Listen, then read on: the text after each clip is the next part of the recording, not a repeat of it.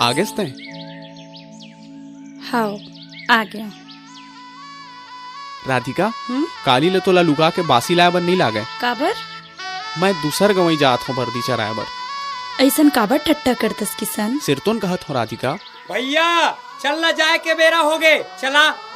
वहाँ जाके कहीं ते मुल कैसे बात करथस राधिका? मया ममाते मन बहिहा हा, रही गांव कोनो खोर, सुरता माँ सोरियाते रहूं, सिरतोन तो रामा मोर, सिरतोन तो रामा मोर।